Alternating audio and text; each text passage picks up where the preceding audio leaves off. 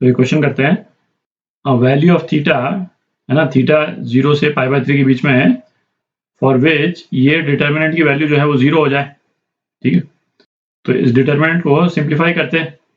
तो पहला ऑपरेशन अपन जो करेंगे, है ना, आप देखें इसमें कॉलम 1 को हम रिप्लेस कर रहे हैं column 1 plus column 2 plus column 3, और ये किस लिए कर रहे हैं, क्योंकि इसको यदि ऐड कर देंगे तो कॉलम 1 जो है वो सेम वैल्यू आ जाएगी।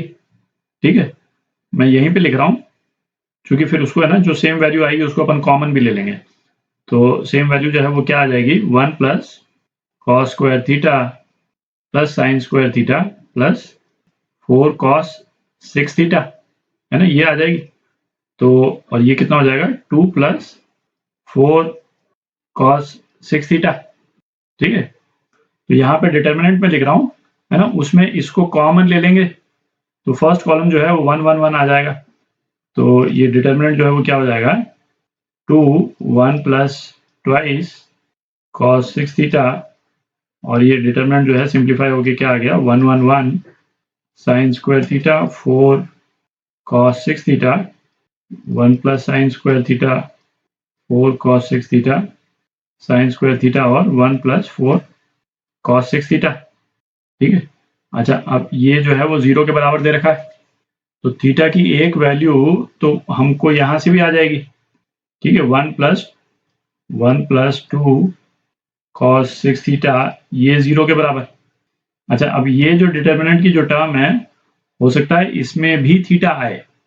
ठीक है, तो पहला तो ये है कि इसमें से जो आंसर आता है वो यदि मैच कर जाए तो अच्छा ही है ना, और मैच नहीं करे तब हम जा करके इस डिटर्मिनेंट को भी हम सॉल्व करें।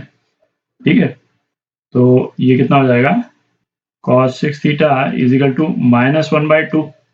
ठीक है, तो 6 थीटा जो है वो कितना हो गया, 2π/3 हो गया, और थीटा जो है वो क्या आ गया, π/9। ठीक है, तो ये आपका एक आंसर्स में दे रखा है, तो है ना, ये करेक्ट हो गया, है ना, ये आपका आंसर। अच्छा, सपोज अपने इन आंसर्स में π/9 होता ही नहीं, है ना, तब जा करके हम इस डिटर्मिनेंट को हम सॉल्व करते, फिर एक कोई थीटा की टर्म आती। हालांकि ये बात अलग है कि इस डिटर्मिनेंट को यदि आप सॉल्व करेंगे तो इसकी वैल्यू जो है 1 आ जाएगी, इसकी वैल्यू 1 आ जाती है, थीटा वाली कोई टर्म नहीं आती।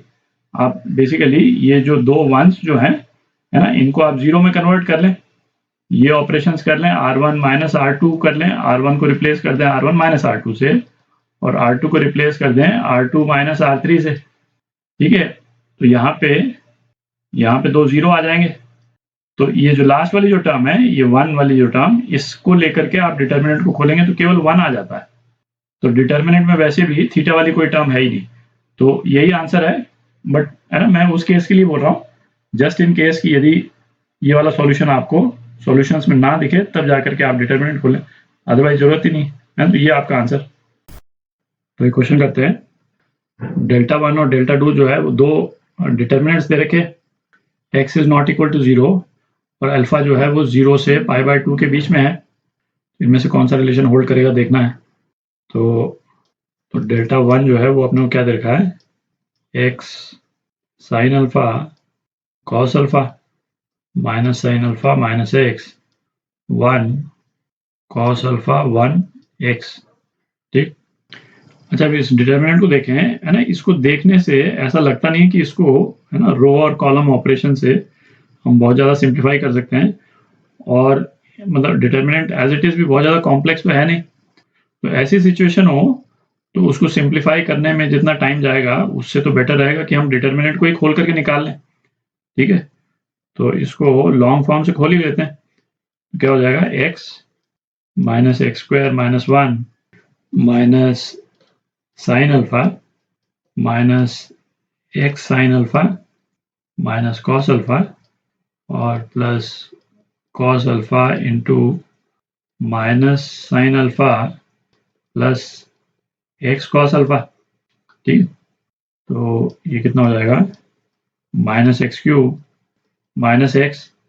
अच्छा, अब आप देखें, जो ये वाली जो टर्म है sine alpha x sine alpha, है ना, तो plus x sine square alpha हो गया, और इसको देखें कॉस अल्फा और एक्स कॉस अल्फा, तो x cos स्क्वायर अल्फा हो गया।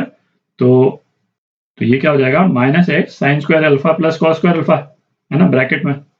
तो इन टर्म्स में अपन x कॉमन ले लें, है ना, plus x minus minus plus, तो ये क्या हो गया, sine square alpha plus cos square alpha. ठीक है। अच्छा, अब आप ये देखें, है ना, sine alpha cos alpha, minus minus तो ये प्लस है, और कॉस अल्फा साइन अल्फा, है ना, और ये माइनस है, तो ये कैंसिल आउट हो जाएंगे। इसको मैं यहाँ कैंसिल आउट कर देता हूँ, तो अपने पास बस यही एक्सप्रेशन बच गया। ठीक है, ये 1 हो गया, तो माइनस एक्स प्लस एक्स ये भी 0 हो गया, तो अपने पास में क्या आ गया, माइनस एक्स क्यूब आ गया। ठीक, तो D1 की ये डेल्टा 1 की वैल्यू जो है वो क्या आ गई, माइनस एक्स क्यूब आ गई। अच्छा, डेल्टा 2 जो है वो डेल्टा 1 के बिल्कुल एनालॉगस ही है, एक्सेप्ट जो एंगल है वो अल्फा की जगह, है ना, 2 अल्फा दे रखा है, बाकी सब चीजें तो सेम ही है। और डेल्टा 1 में जो अपने पास में एक्सप्रेशन आया उसमें अल्फा तो है ही नहीं, तो डेल्टा 2 को भी हम सॉल्व करेंगे तो क्या आ जाएगा, माइनस एक्स क्यूब आ जाएगा। ठीक है, इसको सेपरेटली सॉल्व करने की जरूरत ही नहीं। तो डेल्टा 1 प्लस डेल्टा 2 ये कितना हो जाएगा, माइनस 2x क्यूब, है ना, यहाँ लिख लेते हैं डेल्टा 1 प्लस डेल्टा 2 ये कितना हो जाएगा, माइनस 2x क्यूब, है ना, ये आपका आंसर सी पार्ट।